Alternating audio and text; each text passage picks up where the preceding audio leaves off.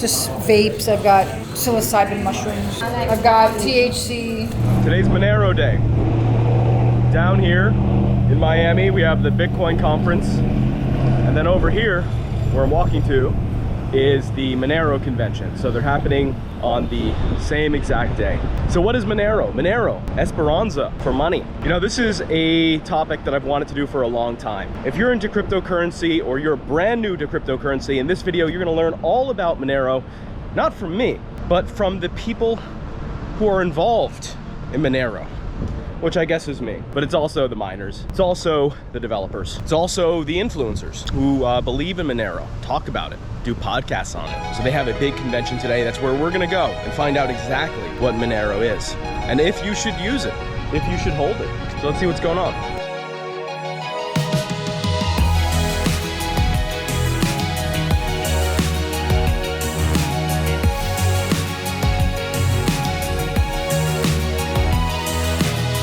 I'm here because I support as much freedom as possible for everybody. I believe that we should not be living in a controlled society. And Monero is behind that same philosophy, wanting to give people the opportunity to have exposure to whatever lifestyle they want. And I'm super appreciative of being in this world where it's a true private access. Yasmin Igozi, and I'm with Planta RX.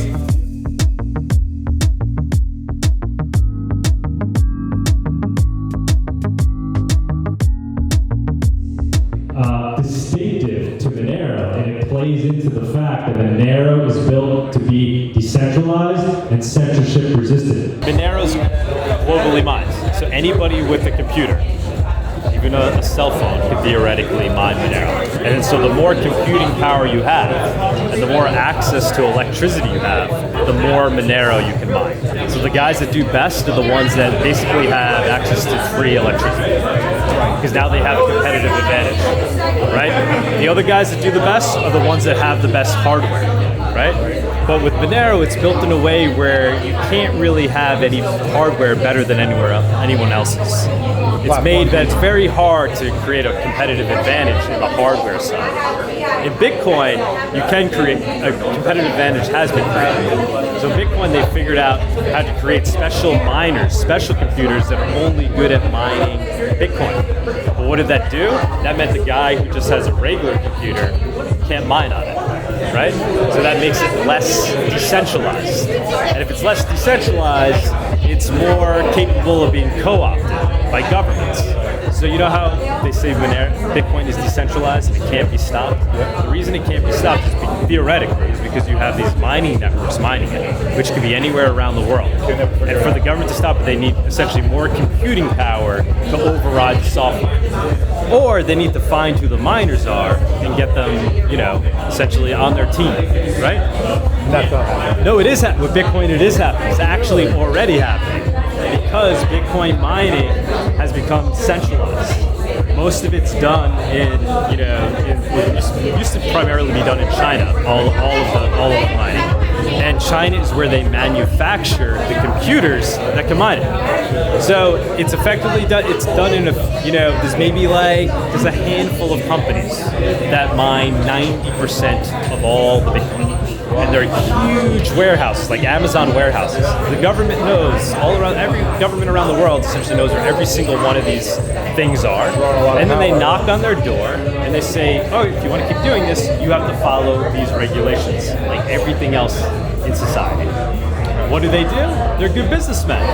They say, sure, we'll follow the regulations. And then the new guys that are trying to get into the business won't be able to follow the regulations because we're bigger than they are, right? So now what have you done? You've created centralization where you have only a few companies controlling the mining, which may sound great if you're one of those companies, but if you want Bitcoin to continue to be decentralized and unstoppable and not easily co-opted by governments, now you just shot yourself in the foot, because governments will then take over the program.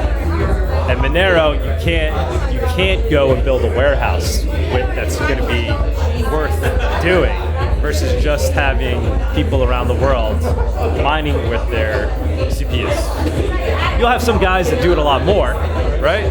But they don't really have the economic advantage to be where it becomes there's like 8 guys with That's tremendous aspect of Monero. Everybody just talks about the fungibility, because that's the oh, it's cash.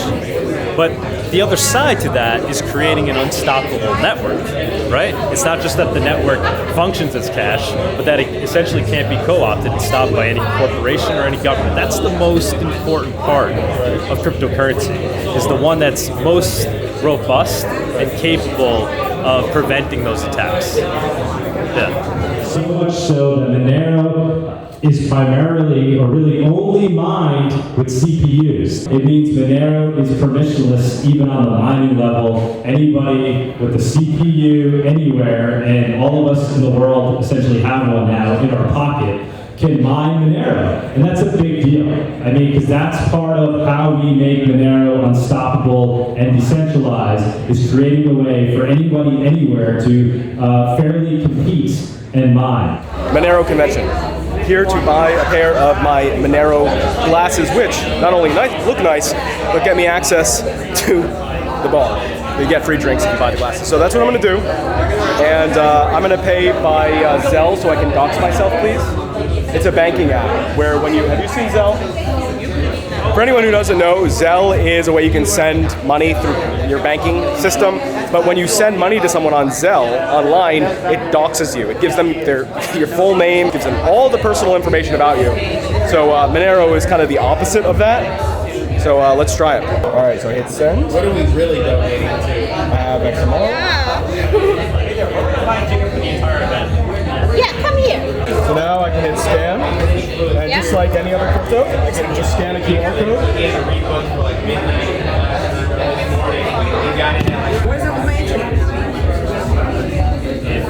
There we go. We are good to go.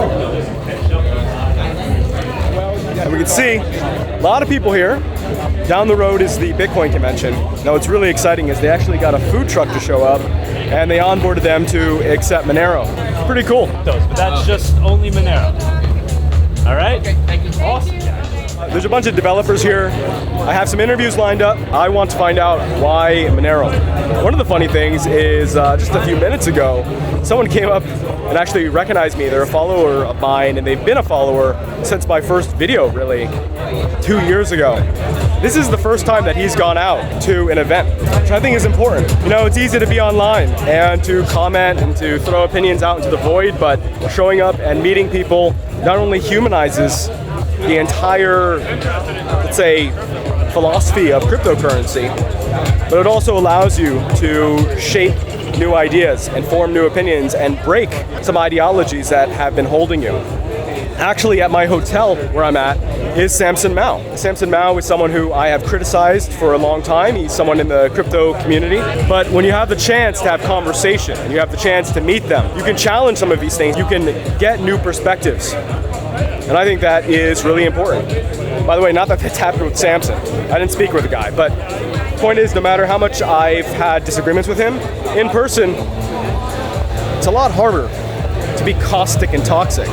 Even though that's sort of their brand, right? They have hats that say toxic maximalist on it. But it's hard to be like that in person when you can read the expressions and you can see that people are genuine, even if there's disagreements. Here at the Monero convention, they're actually roasting their own coffee, fresh. And what's funny is when I came in, I brought a coffee that I bought on the way here from some little cafe. And they were like, well, throw that away. We have real coffee here. I'm like, what are you talking about? You have real coffee here. It can't be that much better. And of course, I walk by and what do I see? Way better coffee. Yeah, so this is a gratuitous coffee. Doug actually went to Guatemala over the weekend to pick up these green beans. And what you can do is you can buy these online at gratuitous.org, and you can tip the farmers. So we have distributed wallets to 20 farmers and from Antigua, Guatemala.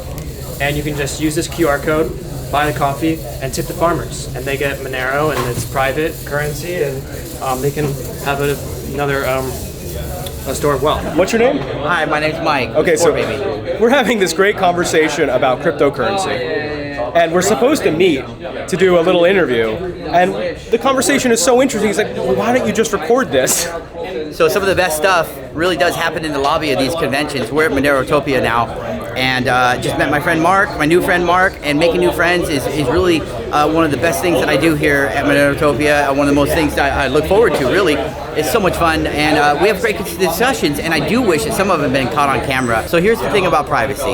You are not a product. When you're on Facebook, they turn you into a product, but you will never be a product. Privacy is important because you don't want to be a product. That's it. That's the line. Don't be a product. Don't be a tool. Learn why privacy is important. It's important because you value yourself, and you don't value yourself as a product. Protecting your privacy maintains your integrity. The question that I have is, what does that have to do with Monero? Why is Monero good for privacy? I mean, I thought that I could just use Bitcoin, and I've heard that, Bitcoin is anonymous. I can send it from one person to another. Is that not true? Like, what is it about Monero that makes it so you're not a product? Yeah, so that's a great question. The reason why Monero is different than Bitcoin is because with Bitcoin, you still can remain pseudo-anonymous. However, it takes a lot of steps, and most people don't really want to go through those steps. Monero, it's kind of baked into the cake. It's just all there. It's the way it should be, because privacy really is an inherent right. And since we're talking about rights, I just want everybody to know rights. The only rights you have are the ones you can defend. And so privacy is one of those where you have to create it. You either have to pull the curtains on your door or on your window. You have to create privacy, and Monero creates that privacy for you. That's my answer. That's my answer. I like it, man. All right, I don't know what this room is. A lot of books here that says World Book. So I'm here with a guest. He's one of the speakers at the After Dark event at Monerotopia. And the question that I had for you is, this is a Monero event. Yeah. But I have a credit card. I have cash. I have checks. Does anyone have checks anymore? There might be like a few grandmas out there that have checks, but most people don't have checks. But maybe Zelle. Why do I care about Monero? What is the purpose of it? And do people actually use it? Because there's a lot of cryptos out there, 18,000, which sound really cool, but no one's actually using it as a currency, which is always weird because it's cryptocurrency. What's your name? Andreas. Andreas. Yeah, So there's Andreas. My name's Andreas. Why use crypto in the first place? Really, crypto is designed to give people their self-custody over their money and really have a currency that isn't attached to a controlling center, which is where we see the term decentralization come in. So many of our systems are systematically controlled and centralized, spanning over many sectors, but what crypto addresses is the money and how really the Federal Reserve has a monopoly on our entire monetary system, where they can control the supply and basically print till practically infinity. And what cryptocurrency does, and then I'll dive into Monero, but what cryptocurrency does is it gives us the capability to have money that isn't controlled, where it cannot be manipulated by a third party. And that's where you hear the term peer-to-peer. And with Monero, it is really the world's most used and trusted form of digital cash. Why digital cash? Because it is what's called a privacy blockchain, a private blockchain by default. So practically by just using Monero, you don't have to go through any hula hoops or loopholes or anything. It's pretty much privacy, plug and play privacy, as many people in the space will call private by default, which is beautiful because what it does is it gives us the opportunity to take our lives and our communities into our own hands. What are you here for? Why are you giving a presentation? Monero fits the digital cash narrative best, and what I'm doing is utilizing the technology to facilitate a local marketplace, one that empowers individuals by being able to buy, list, and sell items, goods in exchange for crypto, and the platform is powered by Monero. TLDR, if you want to buy my laptop with Monero, it's going to be listed on his website today. I need to sell that. There you go. Yeah, hey, all love and positivity to your community, man. Thank you for allowing me to have this opportunity. It's a blessing. It's a blessing. So all love. Elizabeth is from Canada. She probably has a lot of opinions about crypto. She's one of the speakers here at Monero. So I guess the question is, why? Why Monero? Yeah, for sure. Yeah, so yeah, I've been in the blockchain space for pretty long. I've been professionally developing in blockchain for, 4 years, and by creating non-private blockchains, you're essentially creating more surveillance tech. You're not really decentralizing anything. You're just making it easier for it to be regulated and to be captured, essentially. It's really the only privacy coin that is fully private and actually fungible and anonymous. Can I just use Bitcoin? Like, isn't that good enough? I thought that was kind of private. Am I wrong? Right, yeah. So, but basically you have a pseudonym, which is your account, but basically if your account, like your address on the blockchain, or whatever, the address you're using on the blockchain gets linked to your real name in any sort of way. Like, for example, if you use a centralized exchange like Coinbase, which is pretty common to get Bitcoin, then basically now your real identity is linked to the blockchain, and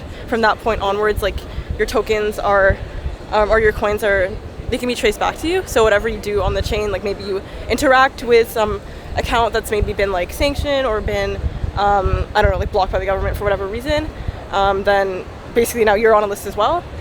So in that way, like Bitcoin is non-fungible. It can be traced, like one Bitcoin that may be considered dirty, whereas another may be considered clean.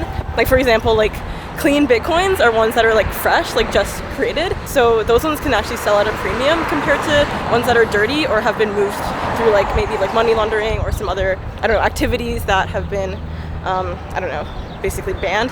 One Monero will always be one Monero, whether it's fresh or not freshly mined. Even if I don't do something bad, if someone else does something bad with their Bitcoin, then basically the Bitcoin that I had from them is worth less. And people won't accept it, or it could cause problems for me, or even, I guess, theoretically, someone could come knocking at my door. It's almost like having a dollar bill that you got from a bank, right? That was, what is it called? Bank theft? There's a name for it. Robbery? No, I'm so dumb. What's the name for it? I don't know. I know what you're talking about. I don't know the name either. When you steal money for a bank, there's a specific word for it. I don't remember. But anyway, if that happens and the ink bomb blows up and the bills are marked, that's obviously bad. You don't want to use that money. Even if you didn't commit the crime, you're still holding marked bills. So with crypto, you would think that because it's digital, there's no marked bills. Things can't be tracked. But it turns out that can happen. So one of the benefits of Monero, if I'm understanding it right, is that the money you're using is unmarked. You can't mark the bills, I guess, is a good way to put it. Yeah, essentially, yeah. Like one Monero will always be the same as any other Monero. All right, well, thanks so much, Elizabeth. Yeah, for Appreciate sure. it. Yeah. All right, we learned what fungibility is and why it's important. Marking bills in crypto. Who would have thought? All right. If you look at a very specific portion of the use of a certain technology, you are definitely going to find some nefarious use cases. But because I'm looking for nefarious use cases, I'm only seeing a part of the total landscape of the use of Monero or Bitcoin, or if I would be investigating cars, I would only be looking at a small proportion of the use of cars. Meaning that you should not, simply because of the biggest use case in terms of popularity of the use case, for instance for Monero might be darknet markets, you should not conclude that Monero, simply because it's used in the overall majority of cases on the darknet markets to be precise, that the overall majority of Monero is used for nefarious purposes. Those are two completely different things. It's hard for me to relate to you in video form, stuff going on at the conference, right? Because it's long form, there's a lot of interesting ideas. Impossible. You'd have to be here or watch through hours of YouTube. But one of the things I do want to do is distill down a few ideas that I got from this conference and give it to you here, because there are some really cool ideas. Okay, so for example, I just learned that back in the day, Bonnie and Clyde would rob banks. Robbing a bank, you get your car, you go there, you steal from the bank and you try to run away, and that's pretty obvious, right? There's nothing more to it. Well, it turns out that's not how people used to rob banks. The art of robbing banks has changed. Technology has changed, so how you rob a bank has changed. So the first person, it turns out, to rob banks using a car was Bonnie and Clyde. First people, I should say. They understood, hey, wait, if we rob a bank and get in a car and drive really fast across state lines, we're kind of in the clear. Can you believe? New technology made robbing banks so easy. And before then, you couldn't do that. That's really funny to me. But anyway, here's the point. How did the US government respond? All of a sudden, Bonnie and Clyde are robbing all of these banks. What do we do to stop it? There's this new technology, the car, which makes robbing banks easy. So, you know what the US government was trying to do? They were trying to make cars have smaller gas tanks. That was the solution. We have an illegal activity, robbing banks, being made possible, being made too easy with cars. So what we're going to do is pass new laws to make cars have small gas tanks. I know that sounds totally ridiculous, but that was the solution to the problem. In fact, Clyde of Bonnie and Clyde actually wrote a letter to Ford thanking them for making such a fine automobile. But the whole point of the story is whenever you have a new technology that comes around, like cars, you don't destroy the technology. You don't remove the gas tank and make it so small it can't drive across state lines because some people rob banks. You don't take a technology and destroy the utility of it. Make it worthless, effectively. How worthless would cars be if they only had a range of like 30 miles or 20 or whatever? Well, with cryptocurrency, it's the same way. You don't trade security for technology by destroying the utility of the technology. Every technology will be used in positive and negative ways, cat and mouse. Monero is a really cool cryptocurrency because it's not crippled in terms of utility.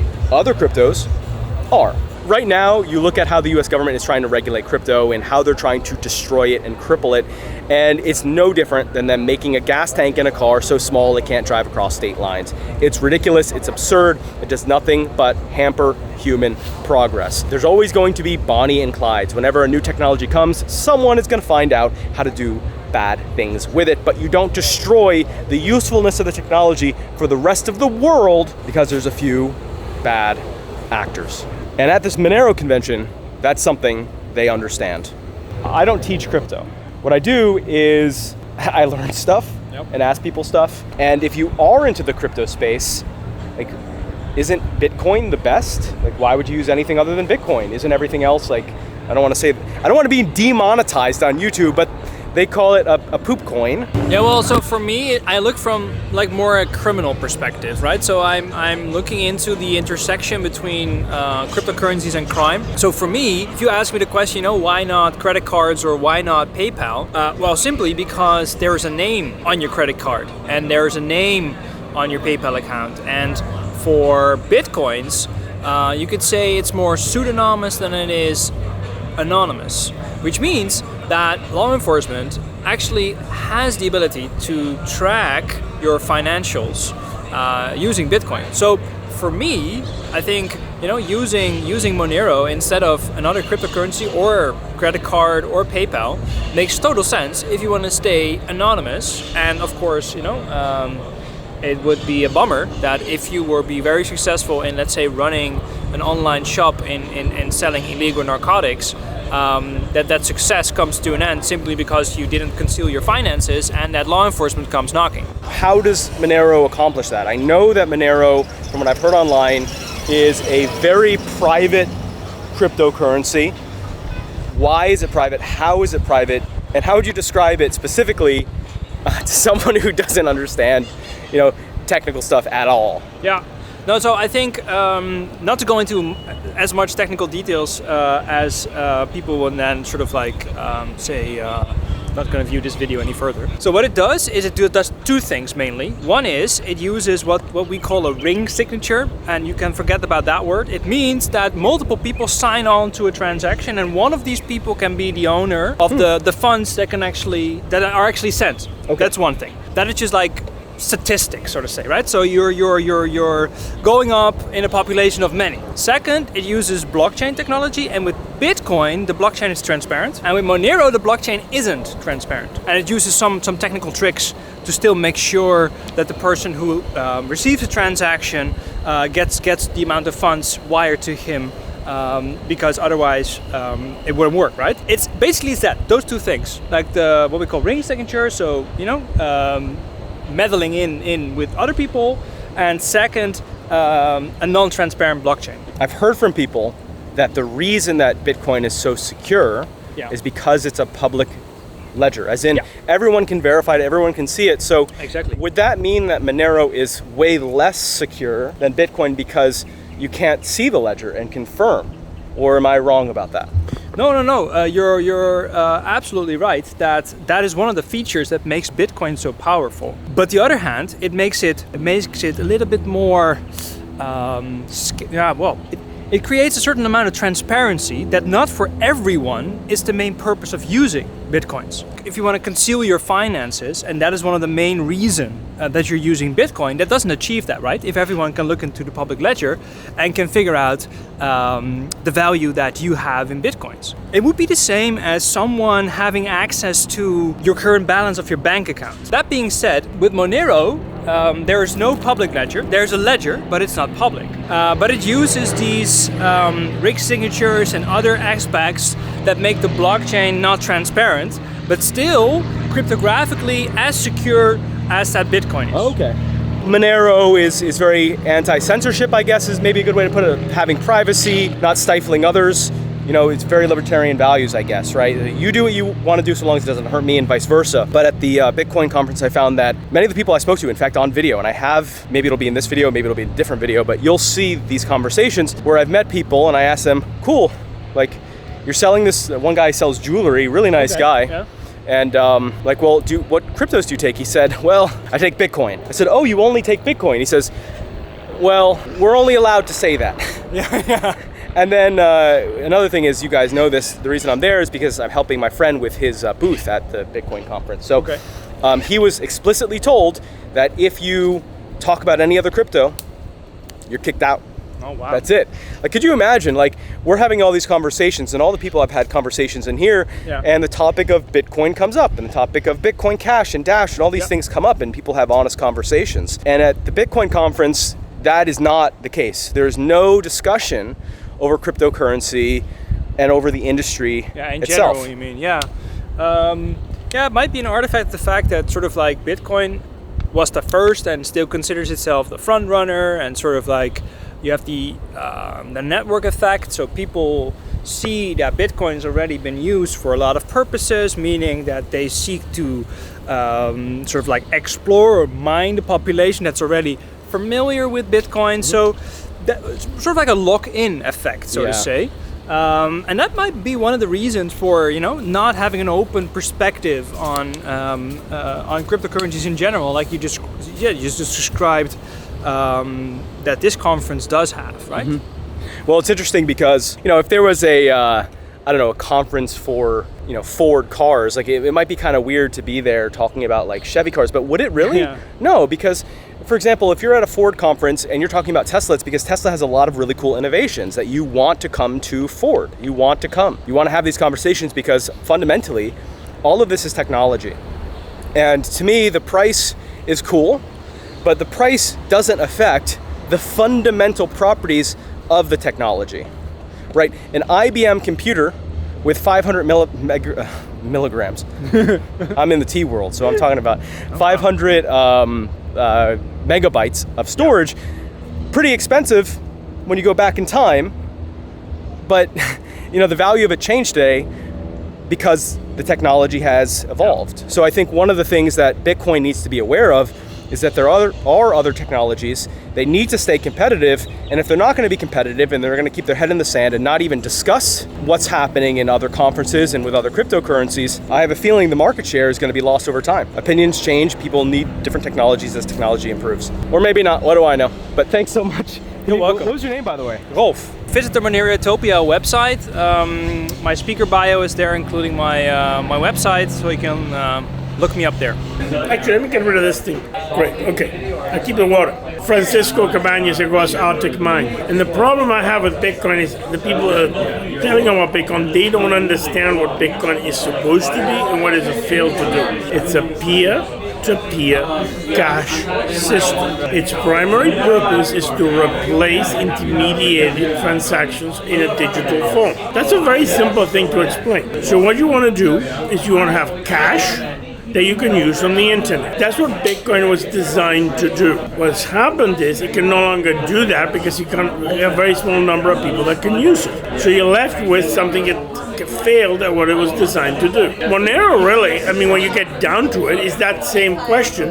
Its answer is it's peer-to-peer cash they can use on the internet. The difference is, unlike Bitcoin, it actually works to do that.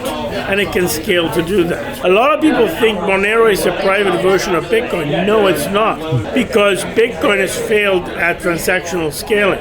So making it private isn't going to solve that problem. So you can think of Lightning like leveraging the scalability of level 1, but you got to leverage something to start out with.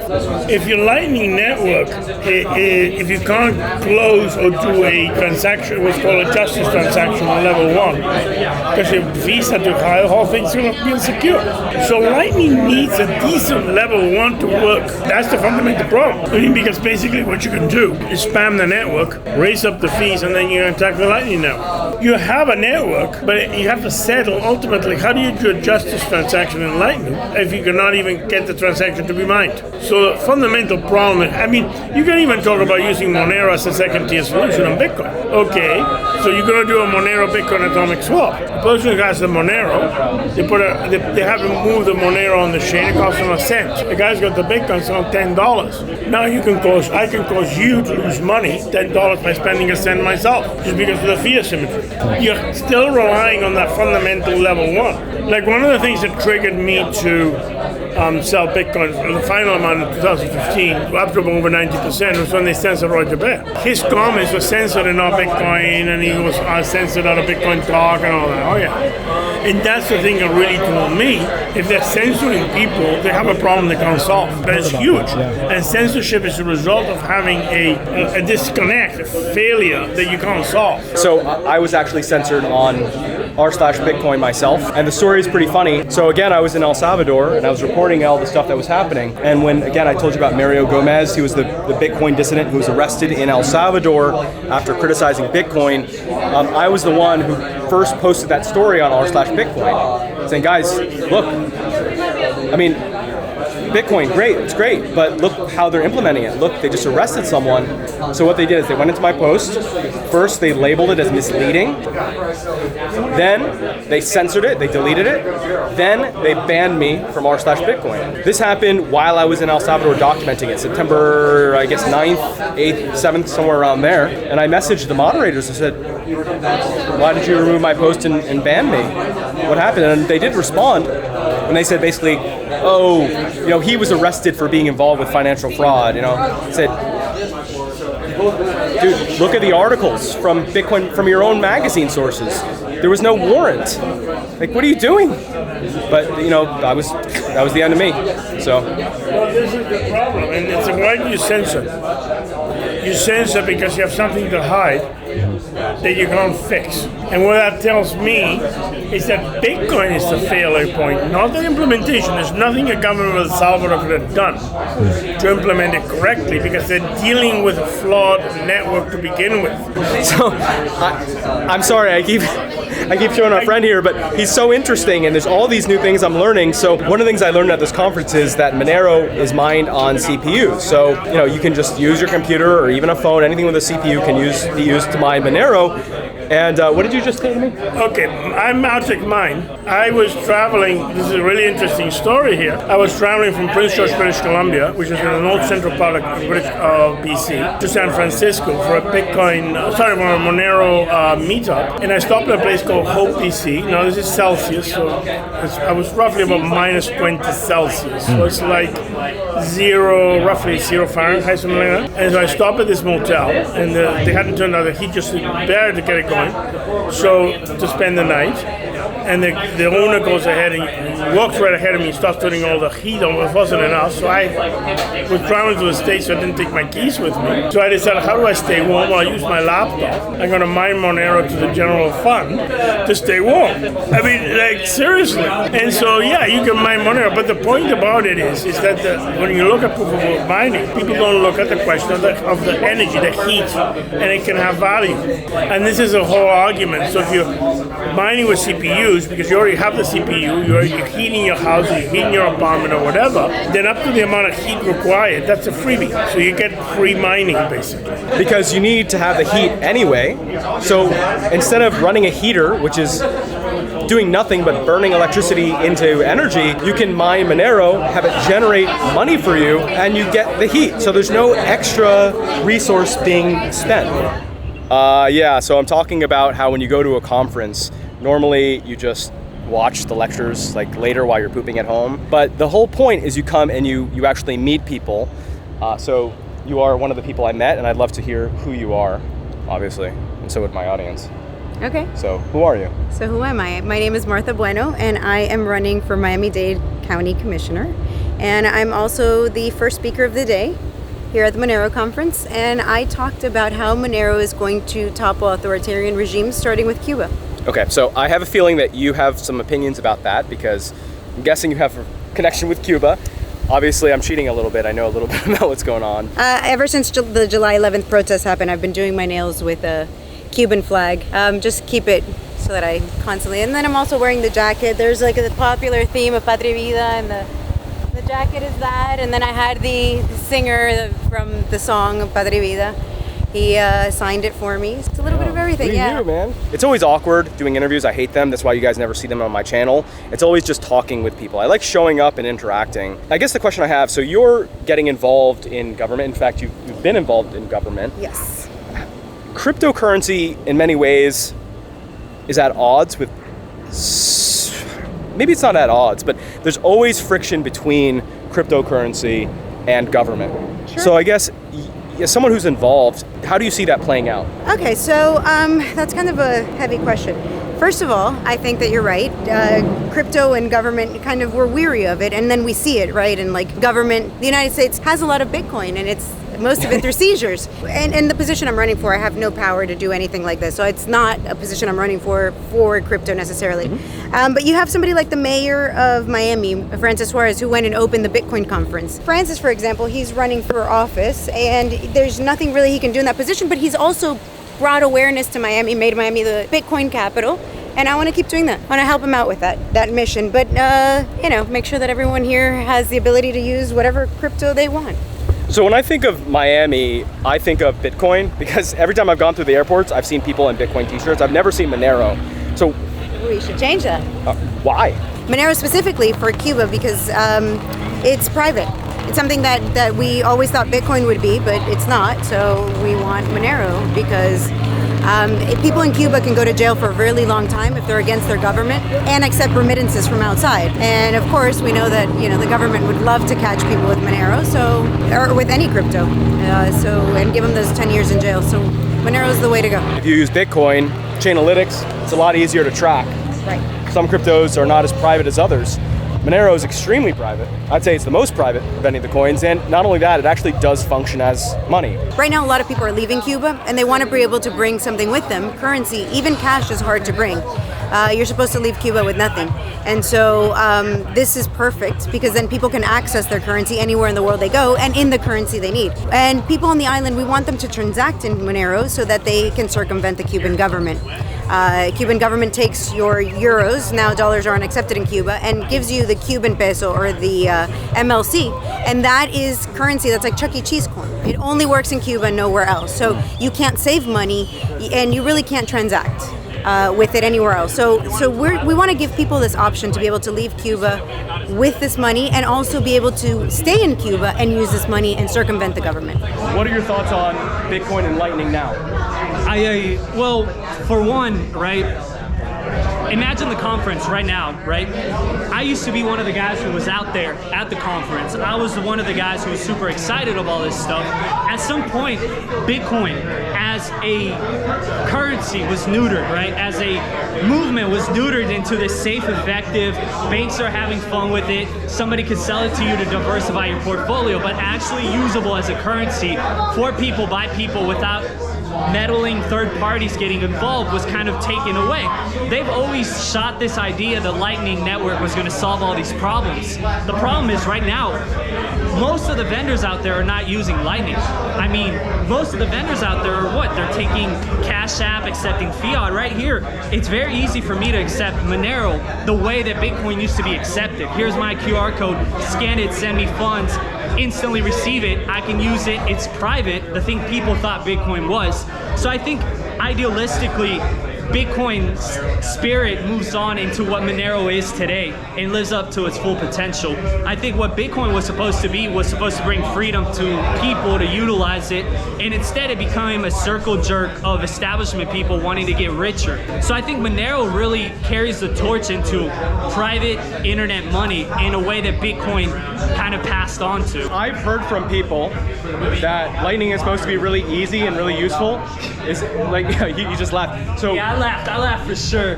We'll set up a node, figure out how to do your balanced channels, right? So you need to make sure that you have inbound and outbound liquidity depending on what you're trying to do. It is not as simple as on chain, and I know there's a lot of people that are gonna become irate, or they're gonna say, why didn't, you know, like make it easier for people? But the problem is, a lot of Bitcoiners thought scaling should happen on chain, right? It's not an attack on Bitcoin. It's not that was a debate that I thought at some point got co-opted. So most of the people moved on to greener pastures. I just strongly believe that Monero carries that torch. It's easier to use than Lightning. If you don't believe me, go spin up a Lightning node, right?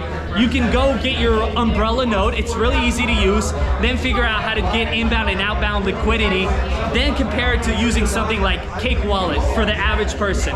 Figure out the speed, the ease of use, and the low cost transactions. Plus, once you use Monero, you realize no one knows what my history behind those coins are. It's a lot easier to use. I'm not worried about receiving funds and having to figure out where their UTXOs came from. I accept Monero, Monero's what I get, and I spend Monero. That's it. So all I need to do is in my wallet, hit send. The amount is 40, right? For 2. Scan it, hit send, slide to transfer, and sending, done. That's it. Let's talk about compliance issues with accepting Bitcoin.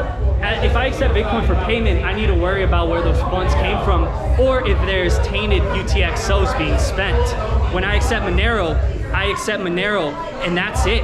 It's like cash. You bought a t-shirt for Monero, that's all there is to it. I don't have to worry about all this extra compliance. Tainted funds are pretty interesting. That's not something I really thought about. But if you accept Bitcoin from someone to buy one of your shirts, and that Bitcoin had been used, let's say, to buy illegal content, and it's being traced, that's a problem for you. You didn't do anything wrong. It becomes a problem for me. People out there get banned from social media all the time. Now imagine the same concept of getting banned from a payment network. Just because Bitcoin originally was a decentralized network doesn't mean that centralization at the cash out options hasn't become a problem. One thing that many Bitcoiners forget is that because it is traceable, it becomes a surveillance apparatus, it is your credit score. The digital credit score applies directly to traceable currencies. Lightning Network isn't as private as everybody claims. At least it's not even usable to that point yet. Plus, remember this, it's based on privacy because all these nodes and it's doing onion routing, but it's still civil attacks. Basically, who runs the most nodes could attack it. Who runs it? Financial institutions. We're back to credit score 2.0, you know? But yeah, Monero, easy to comply with because treat it like you would cash. Is this a cash business? You keep track of what you bought, how much you sold it for, that's it. When you accept cash, if you have a convenience store, you don't worry about where the cash came from. Do you look at the serial number and say, hey, I'm gonna have to check because this serial number sounds similar to something I saw on the news? No. So what you see is what you get, and as soon as you get it, the rest you forget. That's Monero in a nutshell.